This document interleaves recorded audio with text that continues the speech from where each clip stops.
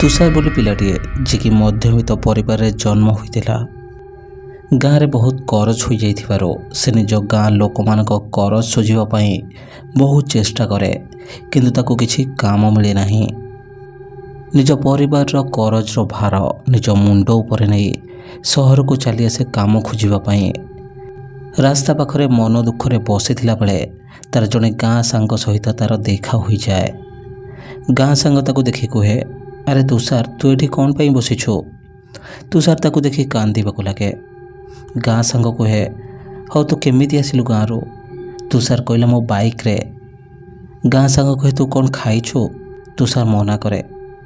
गाँ सांग कहे, ठीक अच्छे तू मो सहित आस, मो सहर रे गोटे रूम भड़ा नहीं रहुछे, तू मो सहित आस जीवा मो रूम को। तुषार कहला हौ सांग चाल। तापर दुई जन सांग बाइक धरी तुषार गाँ सांग रहुथिबा रूम रे आसी पहुँची जाते। गाँ सांग खाइबा आनी तुषार को दिए। दुई जन सांग खाइबा खाते। खाइबारे भात नान पनीर तरकारी डाली कोबी तरकारी पियाज एवं लेंबू लंका थाए। तुषार ए सब देखी था सांग को कहिला, सांग तू तो रोषेई करूनु, ए बैग रु ए सब खाइबा बाहर करी आनिलो, बाहर बोधे किनिथिलो। ए सब खाइबा किनिले केते खर्च हेउथिबो। गाँ सांग कहला नाई रे सांग, मोठी फूड डिलीवरी काम करे, सेतिरु जेतिके टंका दरमा मिले ता देहरु घर भड़ा दिए आ बाकी टंका घर को पठाई दिए आउ सेही होटल मानकरू खाइबा आनी खाई दिए। तुषार कहला फूड डिलीवरी काम सेटा की काम। गाँ सांग कहले तू जानिनो कि सहरी लोक माने बड़ बड़ होटेल खाइबा मगाते, आमे खाइबा नहीं तांको घरे देई आसु, एटा हेउछि हमर काम, आमको यार दरमा मिले। हेले तू कौन पाई सहर आसीछु कहिलु ने। तू तो जानिछु दीदीर बाहाघर परे आम घर पूरा करज रे बुड़ी जाइछे। करज वाला आउ गाँ रे रखे देउ नाथे, सेथिपई काम खोजिबा पई सहर को आसिले, हेले काम मिलिला नाही। मन दुखरे बसिथिले आउ तो सहित देखा होई गला। 2 दिन हबो किछि खाई नथिले। आ तू जदि न मिली थांतो आ मते खाइबा को न देई थांतो मु ताहले मरी जाई थांते। गाँ सांग कहिला, एई गोटे कथा मु तते काम रे लगाई देबे, आमे सांग होई एई रूम रे रहिबा आ सांग होई घर भड़ा देबा। सेमिति करिले कम पैसा खर्च हेबो आ भल भल खाइबा को भी मिलिबो। जहा पैसा हेले तू गाँ को पठाई देबो। तुषार कहला तू सत कहछु सांग, तू मते काम देबो आ तो पाखरे रखिबो। गाँ सांग कहला हाँ, आज 4टा बेले तते नहीं काम रे लगाई देबे, तू चिंता कर नहीं, सब किछि ठीक होई जिवो। तुषार को ता सांग नहीं काम रे लगाई दे। तुषार बे फूड डिलीवरी काम करे, निज बाइक रे घर घर बुली फूड डिलीवरी करे आ गोटे रूम नहीं से 2 जन सांग सेठारे रुहंते। 2 जन सांग मिसी घर भड़ा दियंते। जहाँ खाइबा को हुए 2 जन मिसी खाई दे से रूम रे जाई सोई जाते। एमिति रे 3 मास बीती जाए। तुषार बे किछि टंका रोजगार करुथिबारो से बहुत खुशी थाए। दिन राति परिश्रम करी से भी बहुत खुशी थाए, कारण से टंका रोजगार करि पारुछे। एमिति गोटे दिन तुषार काम पई बाहरे आ ता सांग कहे, आज तो मोर छुट्टी अच्छे, मु छुट्टी नहीं जाइछे, तू काम को जा। तुषार कहला ठीक अच्छे, तू मो पई राति रे वेट करिबुनी, खाई दे सोई जाइथिबो, मु आसिले तते कॉल करी डाकिबे। एहा परे तुषार सांग कहिला, हो ठीक अच्छे तू एबे जा। तुषार कहला हाँ जाउछे। तुषार ता काम रे बाहरी आसे, घर घर बुली समस्त को खाइबा दे सारिबा परे से रूम को फेरिला बेल को राति 1टाए होई जाए। रास्ता रे कौनसी लोक की गाड़ी जास करू न थाए। तुषार एका एका जाऊ थाए। एही समय रे ताको केही जने डाके। तुषार ता गाड़ी मिरर रे देखे, ता पछपटू गोटे झियो धला रंगर साड़ी पिंधि छिड़ा होइछे आउ तुषार को डाकुछे। तुषार सेठी अटकी जाए। तुषार को लागे एते राति रे झियो बोधे कौनसी असुविधारे पड़ी जाइछे। तुषार ताको हेल्प करिवा पई ता पाखकु जाए। तुषार से झियो को हेल्प करिवा पई सेठी निज गाड़ी को अटकाई दिए। तुषार देखे से झियो गोटे धला रंगर साड़ी पिंधिछे और निज मुह को संपूर्ण साड़ी रे घोड़ाई रखिछे। ତା ମୁହଁ ମଧ୍ୟ ଦେଖାଯାଉନଥାଏ। ତୁଷାର ଭାବେ ଏତେ ରାତିରେ କ'ଣ ପାଇଁ ନିଜ ମୁହଁ ଲୁଚାଇ ଏଠି ଛିଡ଼ା ହୋଇଛେ। ସହର ଝିଅ ହୋଇ ଏତେ ଲାଜ କରୁଛେ, ଆମ ଗାଁ ଝିଅମାନେ ବି ଏବେ ଆଉ ଏତେ ଲାଜ କରୁନଥିବେ। ହେଲେ ମୁଁ ଯାଇ ବୁଝେ କିଛି ଅସୁବିଧାରେ ହୁଏତ ସେ ଥାଇପାରେ। ମୁଁ ଯଦି କିଛି ହେଲ୍ପ କରିପାରିବି ତାହେଲେ କରିବେ। ଦିନେ ମୋ ସାଙ୍ଗ ମୋତେ ହେଲ୍ପ କରିଥିବାରୁ ମୁଁ ଏ ସହରରେ ଆଜି କାମ କରିପାରୁଛି। ତୁଷାର ଗାଡ଼ି ନେଇ ସେ ଝିଅ ପାଖକୁ ଯାଏ।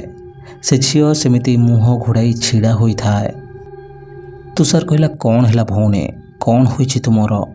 କାହାକୁ ଅପେକ୍ଷା କରିଛ କି? ତୁମର କିଛି ଅସୁବିଧା ହୋଇନି ତ?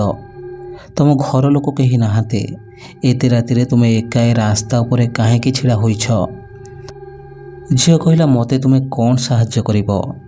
ମୋତେ ତୁମର ସାହାଯ୍ୟ ଦରକାର ନାହିଁ।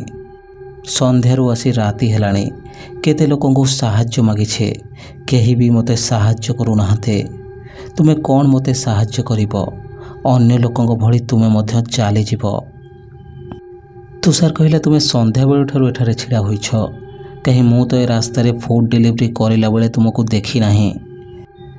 ଝିଅଟି କହିଲା, ଭାଇ ହୁଏତ ତୁମେ ବ୍ୟସ୍ତରେ ଥିବ, ସେଥିପାଇଁ ମୋତେ ଦେଖିନଥିବ। ତୁଷାର କହିଲା, ହଁ ହୋଇଥାଇପାରେ, ହେଲେ ମୁଁ ତୁମକୁ କ'ଣ ପାଇଁ ହେଲ୍ପ କରିପାରିବିନି କହୁଛ? ଝିଅଟି କହିଲା, ଏଇଠୁ 5 କିଲୋମିଟର ଦୂର ଗୋଟିଏ ହସ୍ପିଟାଲ ଅଛି, ଜାଣିଛ ନା? ତୁଷାର କହିଲା, ହଁ ଜାଣିଛି, କ'ଣ ହେଲା କି? ଝିଅଟି କହିଲା, ମୋତେ ସେଇଠି ନେଇ ଛାଡ଼ିଦେବ, ମୋ ଦେହ ବହୁତ ଖରାପ ଅଛି। ତୁଷାର କହିଲା, ତୁମ ଦେହ ଖରାପ ଆଉ ତୁମେ ହସ୍ପିଟାଲ ନ ଯାଇ କେତେବେଳେ ଏଠି ଛିଡ଼ା ହୋଇଛ ବୋଲି କହୁଛ? ଏମିତି କ'ଣ ପାଇଁ ହସ୍ପିଟାଲ ନ ଯାଇ ଛିଡ଼ା ହୋଇଛ? ଝିଅ କହିଲା, ମୁଁ ବହୁତ ଗରିବ ଝିଅ, 100 ଟଙ୍କା ଥିଲା, ଗାଡ଼ିରେ ଆସିଲେ ସେ ଗାଡ଼ିବାଲା ମୋତେ ଏଇଠି ଛାଡ଼ିଦେଲା। ଆଗକୁ ଯିବା ପାଇଁ ମୋ ପାଖରେ ଟଙ୍କା ନାହିଁ। ମୁଁ ସରକାରୀ ହସ୍ପିଟାଲରେ ଯାଇ ମାଗଣା ମେଡ଼ିସିନ ଆଣିବି, ହେଲେ ଚାଲି ଚାଲି ଯିବା ପାଇଁ ପାଦରେ ଶକ୍ତି ନାହିଁ। ତୁଷାର କହିଲା, ହେ ଭଗବାନ, ଏମିତି କଥା? ତୁଷାର ମନେ ମନେ ଭାବେ, କେତେ ଗରିବ ଝିଅଟା। ମୁଁ ବି ଗୋଟିଏ ଗରିବ ପିଲା, ମୋ ପରିବାର ପାଇଁ ସହରରେ ଆସି ଦିନ ରାତି ପରିଶ୍ରମ କରୁଛି। ମୁଁ ଦୁଃଖୀର ଦୁଃଖ କେମିତି ବୁଝିବି ନାହିଁ। ମୋ ଝିଅକୁ ନିଶ୍ଚିତ ସାହାଯ୍ୟ କରିବେ, ତାକୁ ହସ୍ପିଟାଲ ନେଇ ଡକ୍ଟରକୁ ଦେଖାଇ ପୁଣି ତାଙ୍କ ଘରେ ଛାଡ଼ି ଦେଇ ଆସିବେ। ଝିଅ କହିଲା, କ'ଣ ଭାବୁଛ ଭାଇ, ମୋତେ ନେଇ ହସ୍ପିଟାଲରେ ଛାଡ଼ି ଦେଇ ଆସିବ? ତୁଷାର କହିଲା, ଆରେ ହଁ, ମୁଁ ତୁମକୁ ହସ୍ପିଟାଲ ନେଇଯିବି ଆଉ ତୁମକୁ ଘରେ ନେଇ ଛାଡ଼ି ଦେଇ ଆସିବେ। ଝିଅ କହିଲା, ତୁମକୁ ବହୁତ ବହୁତ ଧନ୍ୟବାଦ। ଏହାପରେ ତୁଷାର କହିଲା, ହେଲେ ତୁମେ ନିଜର ମୁହଁ କ'ଣ ପାଇଁ ଘୋଡ଼ାଇ ଦେଇଛ? ଏଠି କିଏ ଅଛି? ମୁଁ ତୁମ ଭାଇ ଭଳି, ମୋ ଉପରେ ବିଶ୍ୱାସ ରଖ, ସେ ଖରାପ ପିଲା ମୁଁ ନୁହେଁ। ତୁମେ ମୋ ସହିତ ପୁରା ସୁରକ୍ଷିତ। ଝିଅଟି କହିଲା, ଛୋଟବେଳେ ନିଆଁରେ ମୋ ମୁହଁ ପୋଡ଼ି ହୋଇଯାଇଛି ଭାଇ, ଦୟାକରି ଦେଖିବା ପାଇଁ କୁହ ନାହିଁ, ମୋତେ ଖରାପ ଲାଗୁଛି। ତୁଷାର କହିଲା, ହଉ ଠିକ୍ ଅଛି, ଆସ ମୋ ବାଇକ୍ ପଛରେ ବସ, ହସ୍ପିଟାଲ ଯିବା। ଝିଅଟି କହିଲା, ହଉ ଠିକ୍ ଅଛି। ତୁଷାର ବାଇକ୍ ଷ୍ଟାର୍ଟ କରେ ଆଉ ସେ ଝିଅଟି ତୁଷାରର ପଛରେ ଆସି ବସିଯାଏ। ତୁଷାର ସେ ଝିଅକୁ ବାଇକ୍ରେ ବସାଇ ବାଇକ୍ ଷ୍ଟାର୍ଟ କରେ। ରାତି ଅଧିକ ହୋଇଯାଇଥିବାରୁ ରାସ୍ତାରେ ଗୋଟିଏ ବୋଲି ଗାଡ଼ି ଦେଖାଯାଉନଥାଏ। ତୁଷାର ଆଉ ସେ ଝିଅ ଯାଉଥାନ୍ତି। ଏହି ସମୟରେ ଗୋଟିଏ ଟ୍ରକ୍ ଆସେ ଆଉ ସେ ଟ୍ରକ୍ର ଡ୍ରାଇଭର ଟ୍ରକ୍ ଭିତରେ ରହି ବଡ଼ ପାଟିରେ ତୁଷାରକୁ ଡାକେ।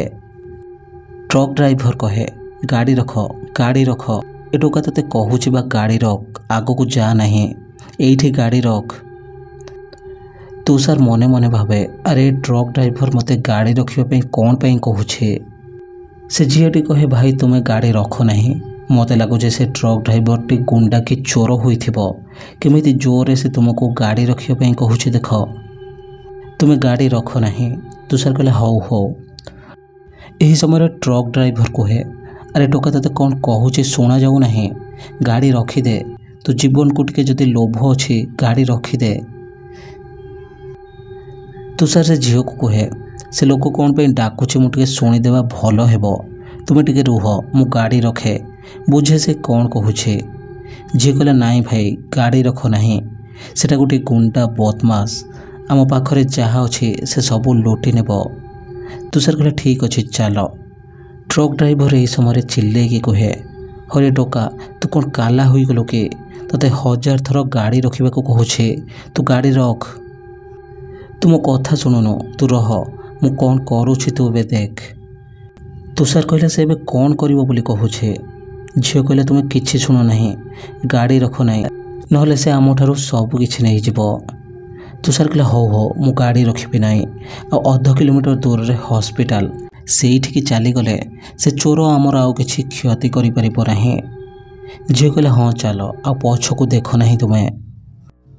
ଅନ୍ୟପଟେ ତୁଷାରର ସାଙ୍ଗ ତୁଷାର ଘରକୁ ନ ଆସିବା ଦେଖି ବହୁତ ଚିନ୍ତାରେ ପଡ଼ିଯାଏ ଆଉ ତୁଷାରକୁ ଫୋନ୍ ଲଗାଏ। ଦେଖେ ତା ଫୋନ୍ ସୁଇଚ୍ ଅଫ୍ ଦେଖାଉଛି। ତୁଷାରର ସାଙ୍ଗ ଆହୁରି ଚିନ୍ତିତ ହୋଇଯାଏ। ତୁଷାରର ସାଙ୍ଗ କୁହେ ହେ ଭଗବାନ, ଏ ତୁଷାର କୁଆଡ଼େ ଗଲା? ରାତି ଆସି 2ଟା ହେଲାଣି, ଏ ଟୋକାର ଦେଖା ନାହିଁ। ଏତେ ରାତିରେ ତ ଆମ ଫୁଡ୍ ଡେଲିଭରି ହୁଏ ନାହିଁ। ତୁଷାର ଗଲା କୁଆଡ଼େ? ଫୋନ୍ ବି ସୁଇଚ୍ ଅଫ୍ ଅଛି। ସେ ତ ଏ ସହରରେ ଏଇ 3 ମାସ ହେବ ରହୁଛି।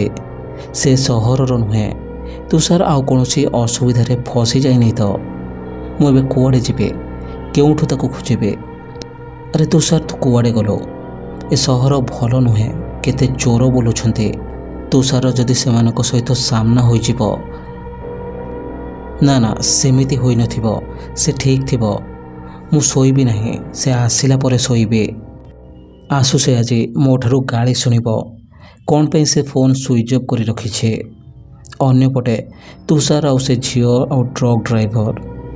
ତୁଷାର କହିଲା ମୋ ସାଙ୍ଗ ମୋ ପାଇଁ ଚିନ୍ତାରେ ଥିବ।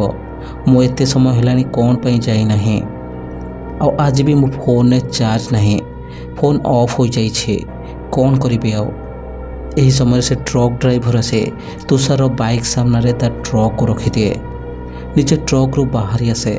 ତା ହାତରେ ଗୋଟିଏ ବଡ଼ ଲୁହା ହାତୁଡ଼ି ଥାଏ। ତୁଷାର ସେ ଲୋକକୁ ଏମିତି ତା ଆଡ଼କୁ ଆସୁଥିବାର ଦେଖି ବହୁତ ଡରିଯାଏ। ଟ୍ରକ୍ ଡ୍ରାଇଭର ତୁଷାରକୁ କିଛି ନ କହି ସିଧା ତୁଷାରର ମୁଣ୍ଡକୁ ସେ ହାତୁଡ଼ିରେ ପିଟି ଦିଏ। ତୁଷାରର ମୁଣ୍ଡ କ'ଣ ହୋଇଯାଏ। ଧୀରେ ଧୀରେ ତୁଷାରର ଆଖି ବନ୍ଦ ହୋଇଯାଏ ଆଉ ତୁଷାର ତଳେ ପଡ଼ିଯାଏ। ସେ ଟ୍ରକ୍ ଡ୍ରାଇଭର କ'ଣ ପାଇଁ ତୁଷାର ଉପରେ ଆକ୍ରମଣ କଲା, ସେ ରାସ୍ତାର ରହସ୍ୟ କ'ଣ ଜାଣିବା ପାଇଁ ଆଗାମୀ ଅଧ୍ୟାୟକୁ ଅପେକ୍ଷା କରନ୍ତୁ।